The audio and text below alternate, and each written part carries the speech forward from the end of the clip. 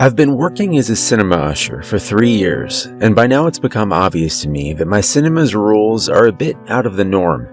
Okay, that was a lie. They're batshit insane, but you can be the judge of that yourself. My name is Sean. I'm 21 years old, and I've been working this job for 3 years now. There's 2 reasons why I ended up here, and why I didn't leave after I realized just how screwed up this place is. The first is that not many employers will hire a high school dropout with a criminal record for petty theft and drug possession. I made some bad decisions early on in my life, and even though I'm on the straight and narrow now, my life has been marked forever by those unfortunate choices. The second reason is the pay. A cinema usher's job is checking tickets, cleaning rooms between shows, and checking that every movie runs smoothly. Usually ushers earn minimum wage if they're lucky. I, on the other hand, get the same pay as the manager of any normal joint. Although when you take into account the stuff I have to deal with every day, it becomes a whole lot less alluring. But none of you really care about that, do you? You're here for the story, and I won't disappoint. So, here they are, the rules of my cinema. Rule number 1. Never ever open the door to room 3 once the movie has started. Sounds simple, right? This rule, and the time I almost broke it, were the first signs I got that the cinema wasn't 100% normal. Even knowing about room 3, you'll be tempted to go in. The room is clever, and it'll try to trick you any way it can. You might hear something from inside. You might be addressed by someone wanting you to open it. But you should never ever do so. The first time I almost entered room 3 was a mere week after I got hired. I had read the rules, sure, and I had been confused by them, but I didn't question them. I needed this job badly. If I had to endure some extravagant, mysterious rules to get my paycheck, then so be it. I was cleaning up the main lobby, where the entrance to the individual projection rooms is, when I heard it. The thumping of something on a hard surface. And it was coming from room 3. I rushed over to the door. It was clear something was wrong inside. A thin curl of smoke was coming from under it. The thumping was louder now, as if someone was hitting the door from inside. The handle was turning, rattling in its joint, as the person on the other door tried desperately to get outside. "Hello?" I yelled, pressing my ear to the flat surface of the door. "Let us out. Help us," came a voice from the other side. It was a woman's voice, terror audible in every word. Underneath it, I could hear a faint whooshing sound, like a strong wind in a tunnel. It took me a second to realize what it was. Flames. "There's a door. The door's jammed. You have to let us out," the woman screamed desperately. The smoke coming from under the door was dark and acrid, and I coughed as it caught in my throat. The beating of fists on the other side resumed. "Let us out! Please, let us out!" I reached for the door handle. Any thought of rules in my head was gone. There were people in there who needed my help. A hand reached out from behind me and grabbed my arm. I jumped in shock, twisting around. It was David, my manager. I'd only ever talked to him at my interview for the position, where he struck me as a calm but distant man. Now, he was furious, anger engraved in every line of his face. Rule number 1. Never forget it. "There's a fire inside, David. The door's jammed. We gotta get them out." "A fire? Oh, it's clever today." David laughed to himself, trying it on the new guy, too. Then he turned serious again. "There's a reason we have rules. Leave room 3 alone. Everything's all right in there." I could hardly believe what I was hearing. The woman from inside cried out again. She was choking on her words now as the smoke invaded her lungs. "Please help me. Sean, I can't breathe. Let us out." David laughed again. "You can hear her, David. They're gonna die," I yelled, incredulous as to how he could be so heartless. Well, I wasn't going to let people die because of him and his batshit crazy rules. I reached for the door handle. David looked me dead in the eyes. "How does she know your name?" I stopped short. Had I told her my name? No. I looked at the door again. No smoke. No hammering of fists. I cautiously knocked on it a few times. No one answered. David put one hand on my shoulder. "You see, Sean," he said patiently, "room 3 stays closed, no matter what. In 20 minutes, the movie will end, and everyone will come out unharmed. I promise." But I heard her. I saw the smoke," I stammered, confusion taking over. "You saw what it wanted you to see. Take it from me, Sean. Room 3 will try everything to get you to open that door. But it hasn't succeeded in 13 years, and it damn well won't succeed while I'm the manager here. I won't have that happen again." He led me away from the door gently. When the movie in room 3 ended 20 minutes later, a crowd of people walked out. Everyone was unharmed. I checked the room afterwards. There were no signs of fire anywhere. Rule number 2. If you see a man dressed as a movie character leading children away from the lobby, notify the manager immediately. You know how a lot of cinemas hire people in costumes or suits to promote new movies? Like when a new Star Wars movie comes out and you have guys in stormtrooper armor walking around the building to hype people up. I hated that sort of stuff even before I started working here. One of the odd jobs I took up after dropping out of school was at a seedy, run-down amusement park outside town. I had to wear a rancid, unwashed fursuit of the park's mascot for 8 hours straight, 6 days a week. Even seeing one of those things nowadays makes me gag. Now, Rule 2 is a bit of a mystery. I've only ever had to follow it once, and I'm not even sure what really happened. But it's an interesting, albeit gruesome story, so you might enjoy it. The day it happened was our premiere of Avengers Infinity War. The manager had hired several cosplayers dressed as the main characters to walk around the lobby and take pictures with fans. Now, I was generally okay with that, despite my past experiences. The thing that made me nervous was how before the shift began, David rounded up all the ushers and made us memorize the list of superheroes we had hired. He was absolutely adamant about it, insisting that we knew them off by heart. If it wasn't for the incident with room 3, I would have thought he was mad. But now I knew not everything was as it seemed in this place. It wasn't a long list, so I can remember it. Captain America, Black Panther, Doctor Strange, Thor. Retrospectively, the poor guy dressed as the God of Thunder must have been devastated how fat his favorite character got in Endgame. I knew something was up when I exited one of the projection rooms and saw a person dressed as the one and only Iron Man, walking slowly down the lobby towards the garbage room. Getting closer, I could see there was something seriously wrong with him. His suit had been high quality once, but seemed to be in disrepair now. It was grimy and scraped, some parts in danger of falling off altogether.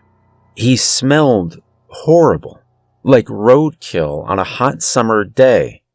But the worst part was, there was some sort of liquid seeping from between the joints of his costume. It was a sickening dark brown color, viscous, almost like drying treacle. My heart stopped as I saw that behind him was a group of children. None of them could have been more than 13 years old. They stared vacantly forward, following the fetid figure as he led them away from the crowds in a demented column. My ordeal with room 3 had taught me all I needed to know about the rules. I rushed over to the manager's office, tore inside, and yelled into David's room, "Rule 2, Iron Man costume heading towards the garbage rooms, 3 kids in tow." There was a bang from the office as David leapt from his chair so fast it crashed to the ground. Shit. I should have known. I shouldn't have hired anyone. Damn it, I should have known. He was rummaging around in a drawer of his desk he had quickly unlocked. I caught a glimpse of what he was taking out before he hid it in a pocket of his trousers. A vial of some sort of clear liquid and a long, jagged knife made of what looked like bronze. As he tore out of the office, he stopped and grabbed me, pushing a crumpled piece of paper into my hand. "Make sure no one goes into the garbage room. Don't let anyone inside. You got that? If I don't come out in a half an hour, hit the fire alarm and evacuate the building. Then call the number on this paper." There was no time for questions. David tore out of the room, and I ran after him. As we rounded the corner, I saw that Iron Man had almost got the children into the garbage room. He was maybe 3 meters away from the door, the kids still following blindly. David tore past them and rammed open the door. Then, in one clean movement, he grabbed the costume thing, threw it inside, and slammed the door shut. The children twitched like puppets with their strings jerked up and down. Then they looked around. Confused, they probably didn't even know how they got there. So they did what any kid would do in that situation. They started to cry. It was 23 minutes before David left the garbage room. There were dark red marks on his once clean shirt, and a horrible stench wafted off him. He looked tired. "Clean up in there, Sean. If you find anything strange outside a garbage bag, don't touch it. Just come tell me." He stumbled off to his office. The garbage room was a wreck. The stinking dark liquid stained the floor, the walls, and even the ceiling in some places. In the corner, there were several black plastic bags. A wet patch of that noisome dark liquid was slowly spreading from underneath them. Rule number 3. If a man with a tattoo on his left cheek wants something from the lost and found, don't give it to him. Now, this one isn't exactly tied to a story I personally experienced, but I still have something to say about it. After the Rule 2 incident, David started treating me kinder. I guess he trusted me a bit more, since he knew I'd learned my lesson and understood that the rules weren't there for benign reasons. They were there to protect us all. I was curious about Rule 3. After some time, I summoned the courage to ask about it, so before one day's shift, I walked into the office and cautiously asked, "David, I'm sorry to bother you, but I was wondering if you could tell me more about Rule 3 by any chance?" David smiled wryly. "Curious, are you? Don't worry. I would be too." He began rummaging about in his drawers and file folders. Eventually, he handed me several yellowed papers stapled together in the corner. "Here, read this when you're on your break. Hopefully, it'll slake your curiosity." When my break came, I sat down in our locker rooms and did exactly that. The papers were actually several newspaper articles stapled together. The first was 15 years old. Gruesome triple homicide. Family murdered in their own house. Sole survivor tells horrifying story. The neighborhood of Censored by Me was left in shock yesterday after police found a gruesome murder scene in the house of local residents, the Prescotts. Of the family of 4, there was only one survivor, 13-year-old, Censored by Me, Prescott, who was found bound and gagged, but otherwise unharmed, in his family's living room next to the mutilated remains of his parents and older sister. Found on the crime scene was an umbrella which the survivor claims his mother had forgotten after the family's visit to the local cinema earlier that week. Cinema manager David told our reporters that the umbrella had been picked up by a tattooed man the day before the murder, who claimed it was his. Police are looking into the possibility this man was connected to the crime, but so far their search has proved unsuccessful. The next two articles were 12 and 5 years old, respectively, and published by different newspapers, but they told much the same story. A mass homicide. One mentioned an item from our Lost and Found being found at the scene from the crime. The other didn't, but David had written underneath in pencil, "The same man." What does the tattoo mean? Need to make a rule about him. The last article was what really creeped me out, though. It wasn't modern. In fact, it was just a printed photo of an ancient-looking page. The year printed at the top announced it to come from London, 1899. The writing was hardly legible, but the headline told me all I needed to know. Fear the stage. London theater shuts down amid murder spree as mysterious killer claims forgotten items. Some rules are harder to follow than others, and some come up more often.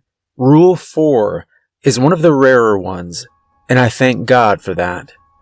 Rule number 4. If the lights go out while you're cleaning a room, take a seat. A movie will play. You have to watch till the end.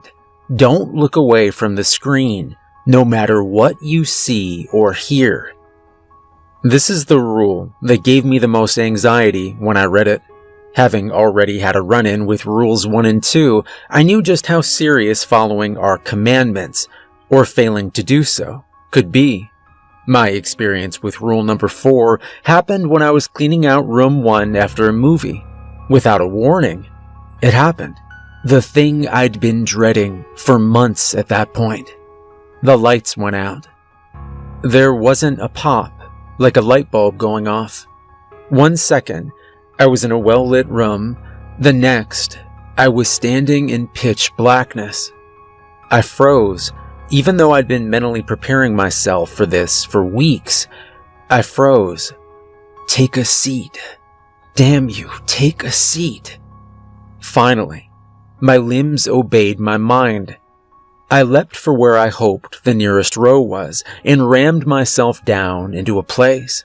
Just in time, the screen lit up, filling with static, before resolving into the image of a dark, dank cellar. The image quality was ancient, like some Super 8mm film from the 90s. Through the grainy screen, I could make out that there was a single chair in the center of the room. Tied to it was a young man. He was struggling against his bonds, and I could tell he was injured. Narrow streams of blood streamed down his face from an injury above his brow, and his arms were rubbed raw from the ropes. There was something terribly familiar about the prisoner. Not his face. I'd never seen that in my life. But his clothes. I froze as I heard something move behind me. It was the creak of a cinema chair. My back crawled. Someone, something, had just sat down behind me. It took all my willpower not to swivel around or to jump from my seat and make a break for the entrance. I fixed my eyes on the screen, praying for this to be over soon. The man on the screen had stopped struggling. He was looking at something behind the camera.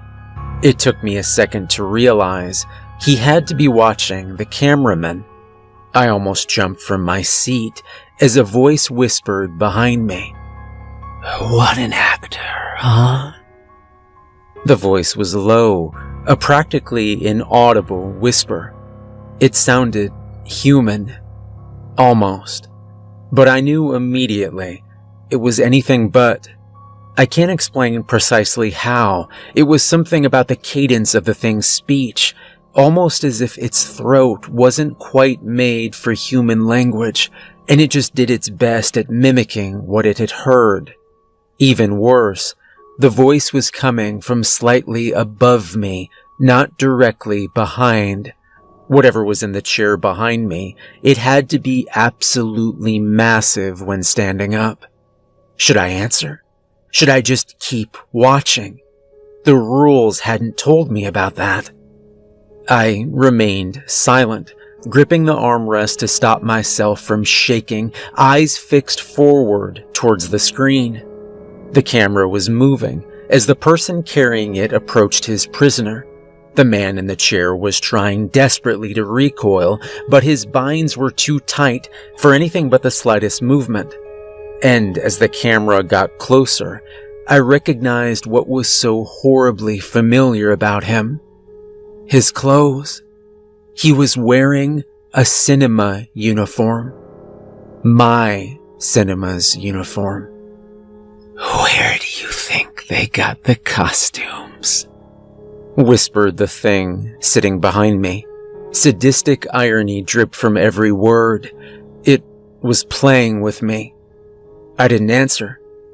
The movie went on for about half an hour. I won't tell you exactly what I saw. I don't want to think about it more than I have to. I'm not sure that stuff would be allowed here, not even in description. Suffice to say, I wouldn't wish such a fate upon my worst enemy.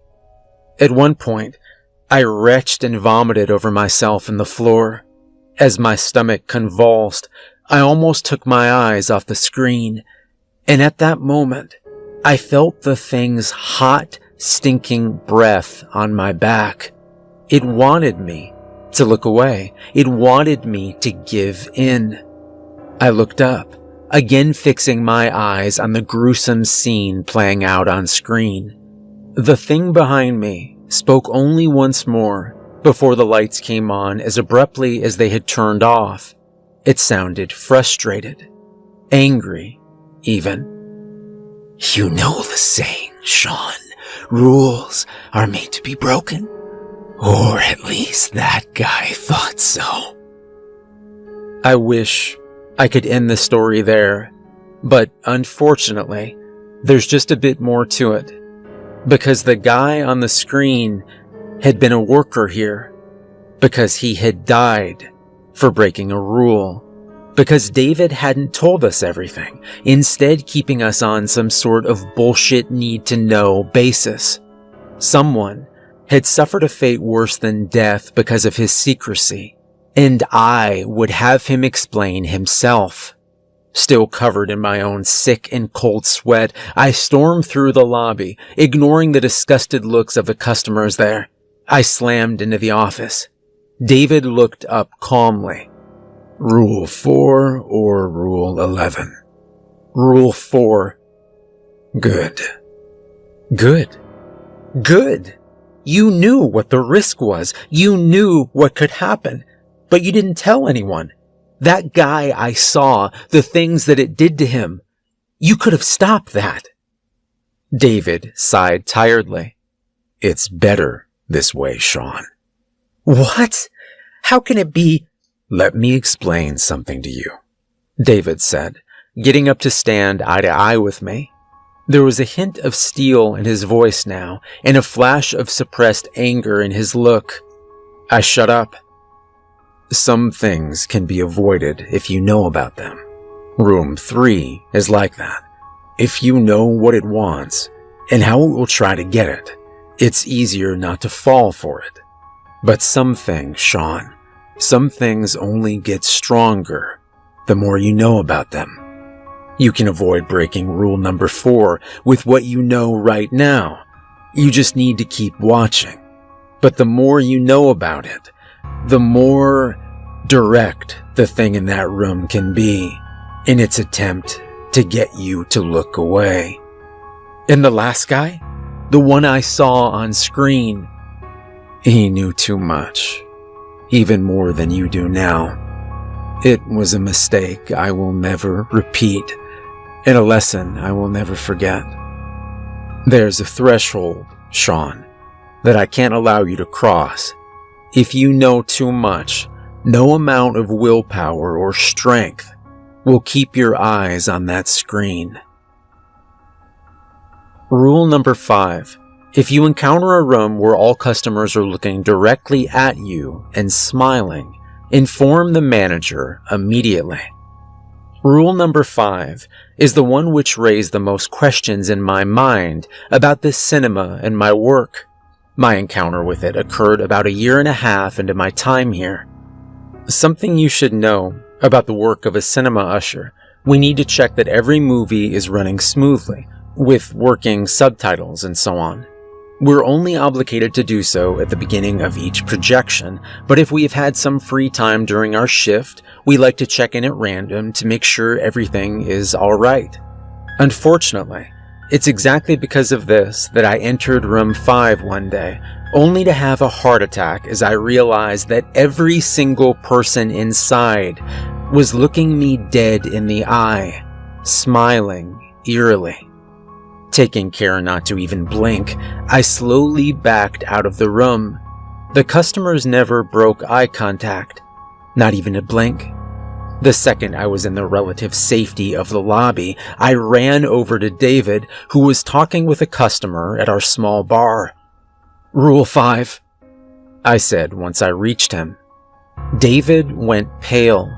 The customer, a young, attractive woman, looked over at him in confusion. "Excuse me," David muttered in her direction, before turning to me. "Which room?" "5. Follow me." We ran over to the room. Once inside, David gestured for me to remain at the bottom of the rows of seats. "Stay here." He didn't need to tell me twice. The room full of customers was deadly quiet, every head silently turning to follow David as he walked in front of the screen and stopped in the middle of the room. "What do you want?" he said, to the room at large. Every person in the room opened their mouth in unison and said, in a perfect chorus, "Hello, manager. Long time." "Cut the crap," growled David. "I know your game. What do you want this time?" The room laughed in chilling synchrony. "Always so direct. I always liked you. More than your predecessor, you know." David's jaw clenched. His hands were rolled into fists. I'd never seen him this angry. "Just tell me what you want," he hissed through his teeth. "Tell me what you want, and let these people go." "Ah, so impatient, so eager to get it over with," the crowd answered. "I want you to open room 3 right now." David went pale. "No, ask something else. There are lines I will not cross. There are rules." The things behind the eyes of the crowd laughed as one. "Ah, yes, your precious rules. You think they can stop anything? They stop nothing, David. They only delay it." "Giving me information for free," David said sarcastically. "You've changed since last time we talked."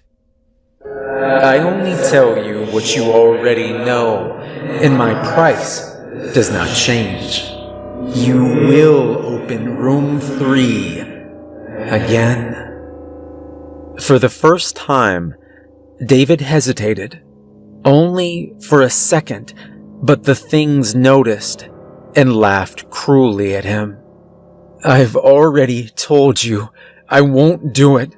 That rule is never broken," he said finally. "Do you forget your history after a mere 13 years? The crowd sneered. "The fate of these people is in your hands, David. You know what happens to them when my price is not paid.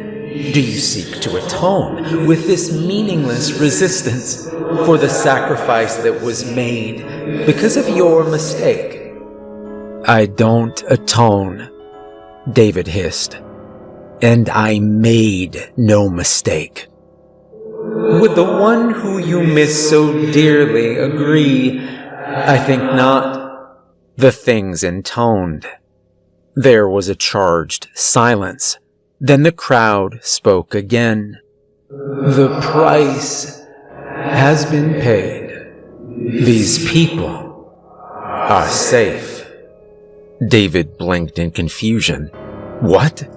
What price? Room 3 was never the price. The anguish of your remembrance, as well as the unanswered questions that will now plague this servant of yours, were the price. You bastard, David whispered. David stormed out of the room without another word. The crowd followed him with their gaze, and then fixed it upon me. A smile, a nod. Then the crowd looked up as one and shed their identical behavior. A hidden tension was released. They were free. Rule number 6. If a customer hears noises in the air ducts, assure them that you will look into it. Take one of the packages marked R6 from behind the bar, enter the air ducts through the garbage room, and place the contents of the package at least 10 meters away from the entrance. Leave the air ducts as fast as possible. This is one of the easiest rules to follow, although the time limit is worrying at first. It's also one of the most commonly employed, usually coming up about once a week. Thankfully, I've never seen anyone fail to uphold it. The first time I had to feed the thing in the air ducts was a very busy shift. We had premiered The Rise of Skywalker a few days before, and we were still being swamped by crowds of customers. I was cleaning up the lobby from the ever-present spilled popcorn when an angry-looking young man wearing a Star Wars shirt stormed over to me. "Good day, sir. How may I—" "Yeah, man, whatever." He cut me off immediately. "Could you fix your damn aircon, dude? There's something banging around in there near the grill in our room. I didn't pay for this kind of shit." I clenched my teeth to control my temper at the man's manners, but managed to remain calm. "Yes, sir. Of course. Sorry for the inconvenience." David will probably forgive you for letting a room of people die at the hand of God knows what, but he won't allow you to be rude to customers. He's just like that. After the customer had stalked off again, I got one of the marked packages from behind the bar. It was strangely heavy, and I could feel moisture seeping out from inside it. Doing my best to ignore it, I crossed over to the garbage room and opened the grill covering the air ducts. I could hear whatever the customer had been complaining about. A fast tip-tap sound, like fingers drumming endlessly against the side of the duct. My skin crawled. It was uncomfortably too close to the sound of dozens of long, thin legs. I took a deep breath and crawled into the chute. The air inside was cold and draughty. The passage was tight, and I was forced to go prone, propelling myself forward on my elbows and knees. Crawling forward, I could see by the dim light that there was a pile of something up ahead, around the 10-meter mark. As I reached it, I groaned under my breath. In the chute before me lay a pile of gnawed animal bones. With shaking fingers, I undid the wrapping on the package and dropped a whole chicken onto the top of the pile of remains. The sounds in the chute stopped. I held my breath. Then it returned, faster, louder than before, a frantic, hungry staccato rhythm. Terror and adrenaline flooding my brain, I scooted back downwards to the mouth of the passage. How long had I been there? How long did I have left? 30 seconds? 20?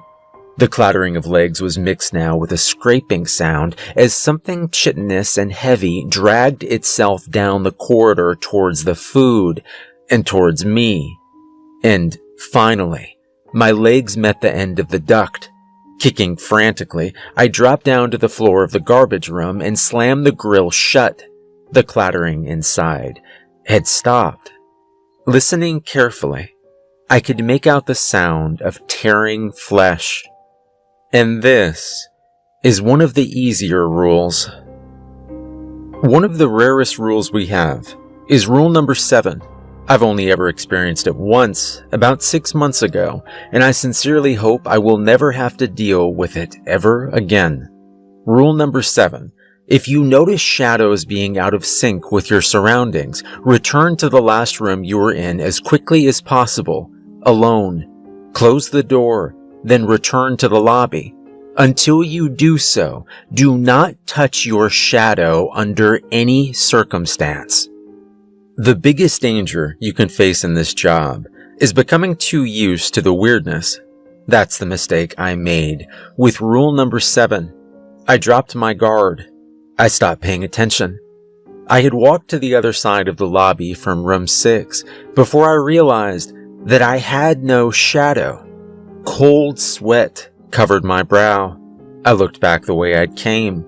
My shadow, completely disconnected from me, lay on the floor by the door to room 6, and another usher, a man by the name of Liam, stood between me and it. He was looking straight in my eyes, a narrow grin on his face. I had to think quick. Whatever was going on, I had to get back to room 6, but with Liam in my way, I had no route to get there, not without confronting him. "Sean, is everything all right?" David called from the door to his office. He sounded concerned, worried, even. Could I answer him? Would that just make things worse? I ignored the question and started heading back to room 6. The more I looked around me, the more clear it became how strange my surroundings were. Every shadow was thrown in a different direction, as if each item was illuminated by a different light source. I was nearing Liam now. I slowed down, walking in a manner I hoped would appear nonchalant. If I could just get past him and the door. "David asked you a question, Sean," Liam said. The thin smile was still plastered over his face. He stepped in front of me, barring my way. "I heard him, Liam. I just forgot something in room 6 is all." "And what was that, Sean? What did you forget?" He knew.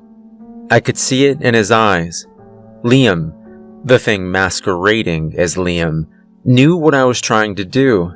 It knew I wasn't fooled by its act. I heard the office door open behind me. Footsteps approached. "Sean," asked David, "what did you forget?" He walked around me to stand next to Liam.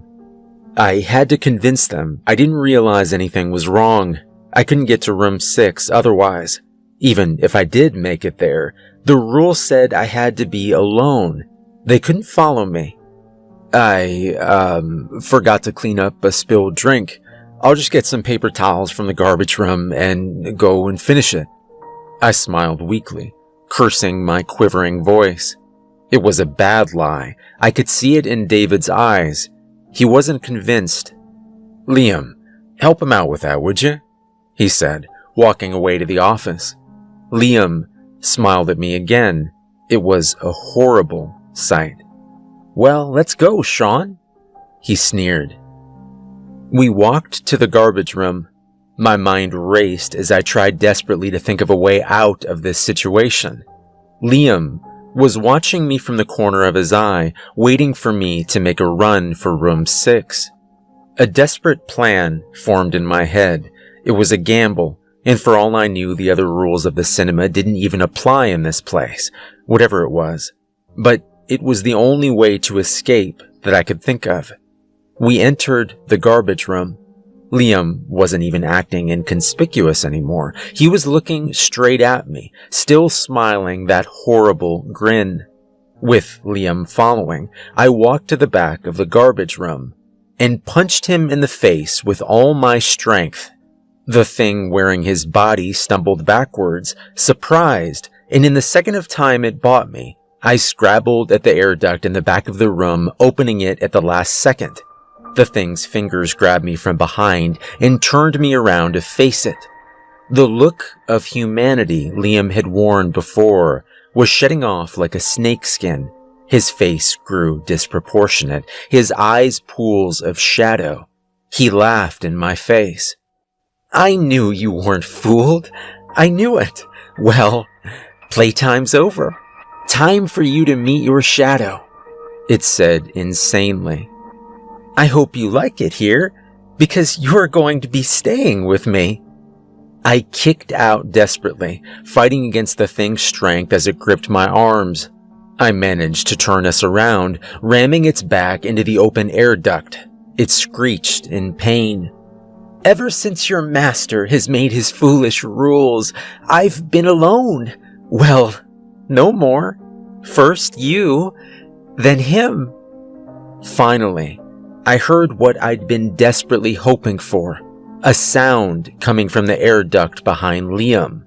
The scuttling of many thin feet.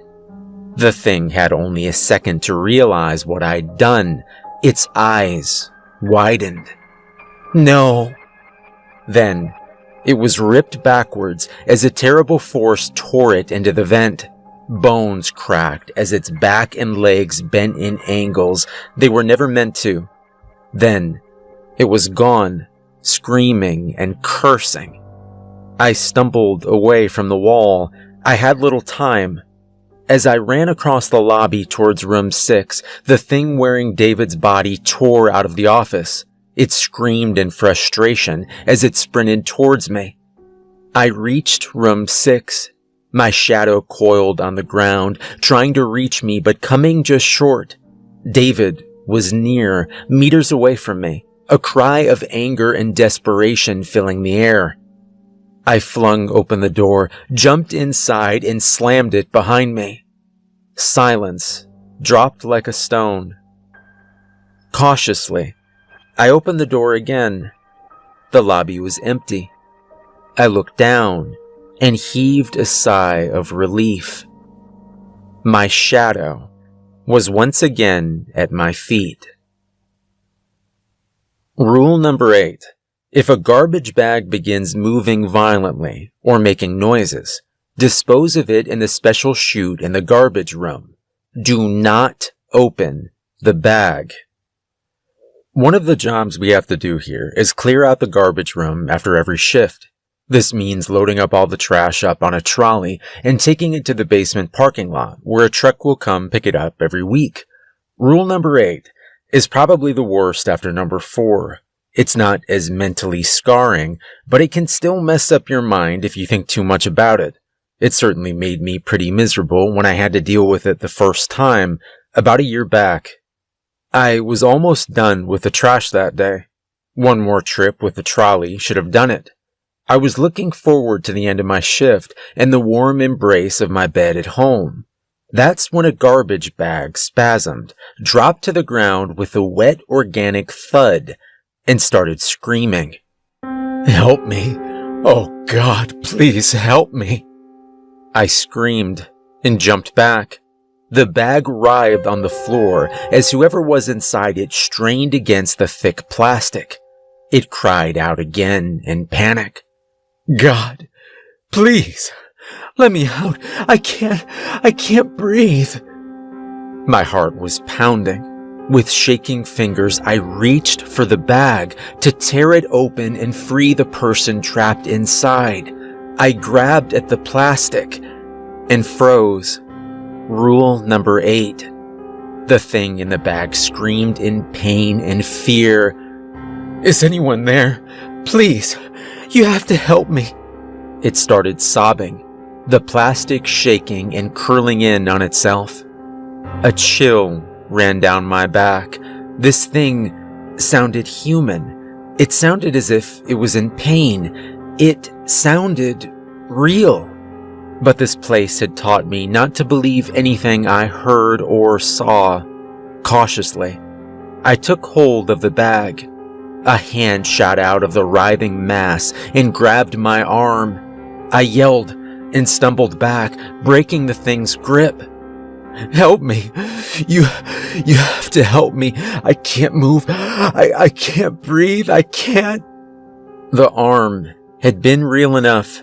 I could still feel its grip where it had caught me. The arm had been human-sized, but no human could have fit into that bag. I grabbed the twisted, amorphous mass. The hands grabbed at me through the plastic as it screamed for help into my face. Staggering with its weight, I lurched over to the garbage chute and dropped it over the edge. It caught onto the edge with its hands. "Please, please," it whimpered. I can't go back. Please, don't." I brought the lid of the chute down on its fingers. It screamed, slid down the chute, and clawed at the sides as it disappeared into the dark and went silent. Rule number 9. If anyone exits room 3 during a show, do whatever they ask. Inform the manager immediately. For all the wrong reasons, this story isn't like the others I've told. This story will be different, and I'm not sure I like that. I'm not sure where it will lead me in this cinema, because this story happened yesterday. Even though David's warm to me in the time I've been working here, I think he might even trust me. He hasn't said anything about room 3. To be fair, I've been too afraid to ask. So, rule number 9 has always been a source of mystery and no small amount of apprehension. No one I asked could even remember a time when they would have to obey it. Strange though it may seem, no one had ever exited room 3 during a projection, at least not in the years I've worked here. No one could remember David ever explaining the command or even talking about it. Rule number 9 was as big a mystery as the room it concerned. So nothing could have prepared me for yesterday, when the door opened and a smartly dressed man walked out of room 3. I froze in my tracks. No amount of experience in this job could have prepared me for that. He walked over to me as I stood, staring in amazement and fear. "Good evening, sir," he said.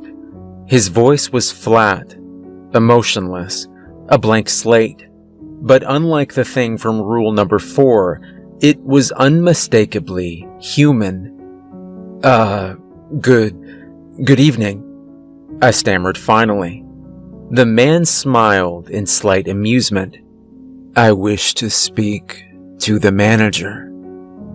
Shit.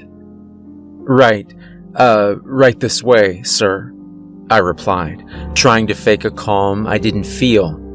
I wish I could have told the thing to stay, that I could have warned David, but it was as if my brain was in ice, sluggish and unresponsive. We walked over to the office and entered. I didn't even have time to talk. David looked up, saw the man, and went a sickly pale. "Rule number 9, Sean?" "Yes." "Leave us, please. Wait for me outside." I obeyed. Nothing could have made me remain in that room. Absolutely nothing. I exited into the lobby and waited. Time went by. I could hear the murmur of conversation from inside the office. Occasionally, David's voice would rise in volume, and I swear that at one point, I heard him weeping. It was half an hour until David opened the door and walked out. He was even paler than before, like all the blood had left his body.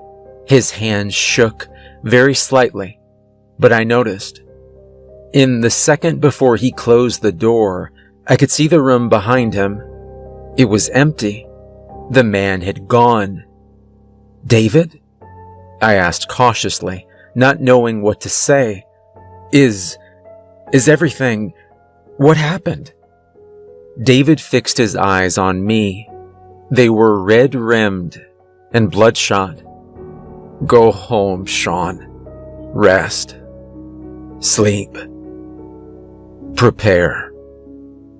"Why? Prepare for what?" "We're going to break rules 10 and 11 tomorrow." Walking to work yesterday was the hardest thing I've ever done. Anticipation and fear mixed within me in equal measure. David's recommendation to rest and sleep had proven to be impossible to obey, and I had spent the whole night dreading what would come in the morning. When I came to work, I found the cinema empty. A sign at the entrance announced closed temporarily due to equipment malfunction. David was already there. He sat in his unlit office, staring at the wall in silence. I walked in and stood at the door. I didn't have the courage to interrupt his thought. Eventually, he looked up. "Sean," he said, his voice hollow. "I'm sorry. My mind was somewhere else." He got up and walked over to me. "You said we were going to break rules today," I said. "Yes. Rules 10 and 11. Rule number 10. If you find a book bound in black leather on the premises, do not open it. Rule number 10. The black book, as we like to call it. You'd see it at pretty much every shift, and overcoming the need to open it was one of the first things you learned to do on the job. No one knew what was inside its yellowed, ancient pages. It moved and shifted, mysteriously. You'd see it in the corner of the garbage room, propped up invitingly in the corner. You'd walk over to a room or to the office, only to see it first on the ground in the lobby, and then in the office itself, lying on David's table, as if it had always been there. We'd never seen even David open it. It seemed I was going to see that now. It took us an unusually long time to find the book. Searching first the office and the lobby and the rooms, we then returned in defeat, only to find it sitting on one of David's filing cabinets. He snorted derisively and went to pick it up.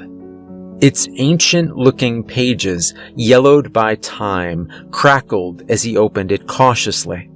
From where I was standing, I couldn't see the words within and moved to look at them over his shoulder. David slammed the covers closed. "Not yet, Sean. Soon." My temper flared. "David, I don't know anything about what's going on. I don't know what we're here to do today or why we're breaking two of our rules. I don't expect you to tell me everything, but you've got to give me something." My anger receded as quickly as it had risen. I realized this was, despite everything, my employer. David smiled wryly. There was a second's silence. "You're right, Sean. You deserve to know something. I'm sorry. After 15 years in this job, you begin to get used to not telling anyone more than they need to know. 13 years ago, I made a mistake, Sean. Room 3 tricked me by using my affection for someone close to me. I opened the room and almost brought disaster on us all. It's ironic. Only the sacrifice of the person I thought I was saving helped delay disaster. Delay?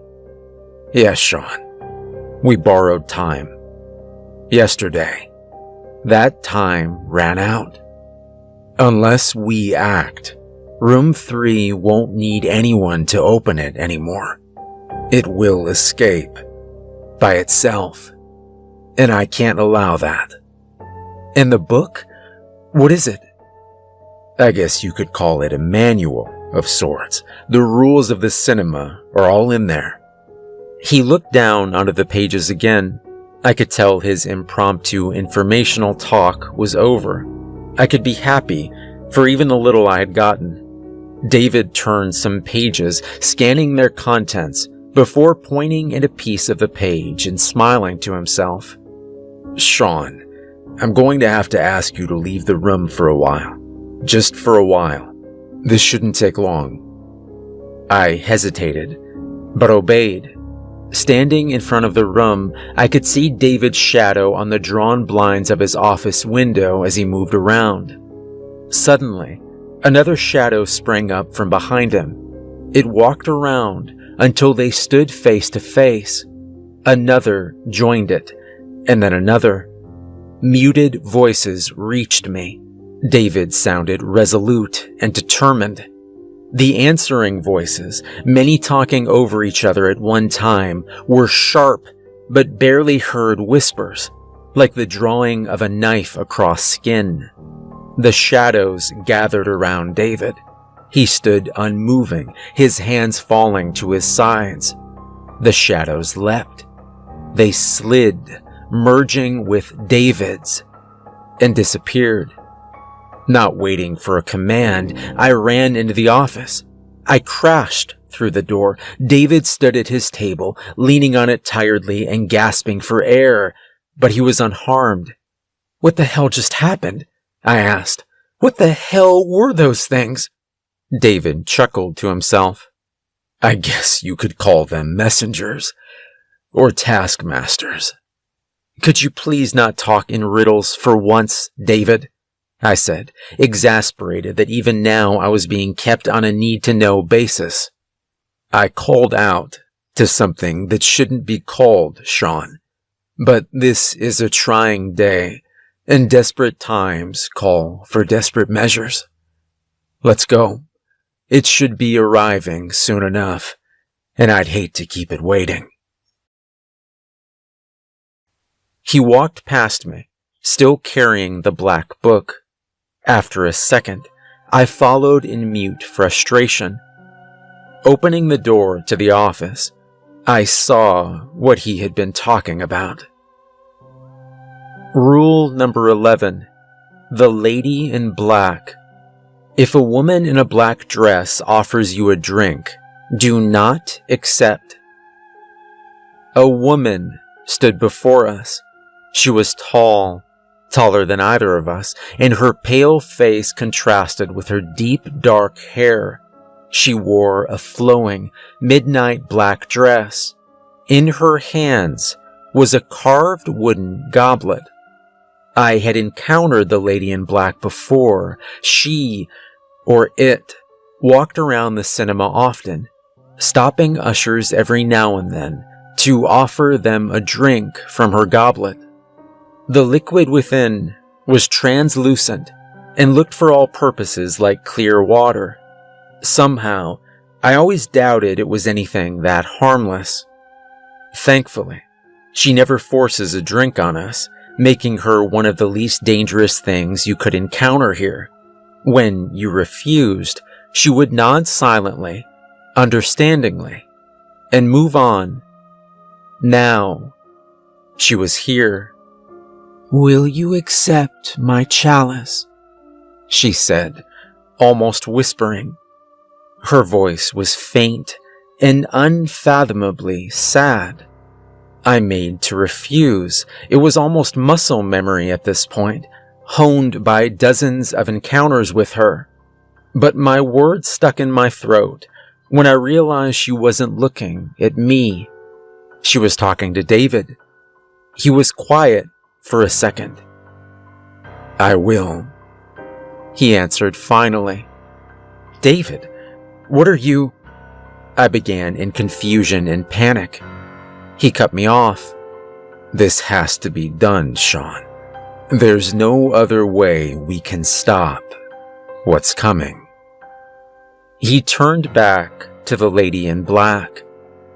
"It has been so long," she smiled faintly, and passed him the cup. "Drink."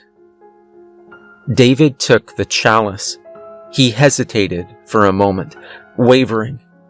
His face hardened suddenly. He drank the cup quickly. Then he gasped, stumbled, and dropped it to the ground with a thud. He leaned on me heavily, and I almost fell over under his sudden weight. His face was a sickly pale. He coughed, and specks of red fell to the floor. "You have paid the price," the lady whispered. "I have," David replied, shaking with more bloody coughs. "Now, for your side of the bargain." "Indeed. What is it you seek?" She smiled sadly. I seek a way to halt room 3 from breaking free." David was choosing his words carefully. He only had one shot at this, I realized. The lady frowned. "You will not like the answer, child," she whispered. "Are you sure this is what you wish to know?" "I am sure, damn you," David whispered through clenched teeth. A thin red trail ran down the corner of his mouth. "Tell me." The lady leaned forward to his ear. She whispered to him words I hope I never have to hear. Then she straightened her back again. "The bargain is complete. Farewell, David." She turned and walked away from us as if nothing had happened. She rounded a corner. Somehow I knew she wouldn't be there if I looked. David turned to me. Blood was now dripping from the corner of his eyes, too. The black book fell from his fingers. "David, what did you do? What's happening?" I stammered. "What did she tell you?" I had to lean forward to hear his reply, his voice weakening with every word. Go to the projection booth, Sean. Turn on all the projectors. Do it now. Quick." The command in his tone was absolute. I ran for the projection booth. I swiftly flipped every switch, moving from projector to projector. The whir of machinery filled the air. Empty though it was, there was now a show in every room of the cinema. I realized what David was doing. Too late, I realized. I sprinted back for the lobby, taking the stairs from the booth 3 at a time. I had to be in time. I had to. He wasn't in the front of the office anymore. The black book lay, open, from when it had fallen to the ground, the only indicator he had ever even stood there. I ran over to it and looked around the lobby. Of course. David stood before room 3. His hand was on the handle. He looked back at me, blood in his eyes. "David, don't!" I screamed. 13 years, Sean. Use them well. He called out to me. He smiled. Then he opened the door. The darkness on the other side was absolute, all light stopping the second it hit the doorframe. David didn't hesitate. He stepped forward and closed the door behind him. I stood, frozen. He was gone. There was a rumble, and the earth shook.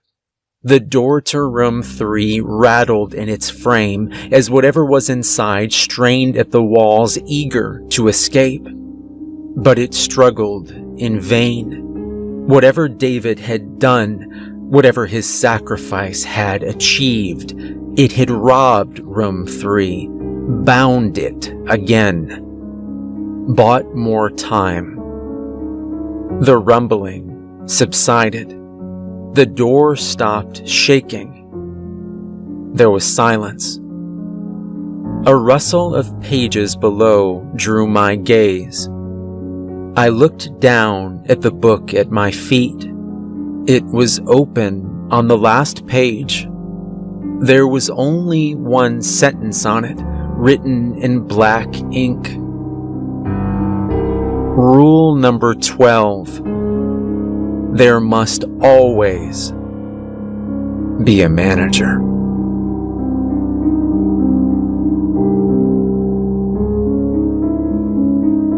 Hey everyone, remember to like and subscribe if you enjoyed the story. There's a link to my Patreon in the description below if you'd like to support me further, and I just wanted to say thank you for all the continual kind words and support. We hit 25,000 last week, and it's been unbelievably rewarding for me to see how much you're all enjoying the stories. I hope you have a wonderful rest of your week, and thanks for listening.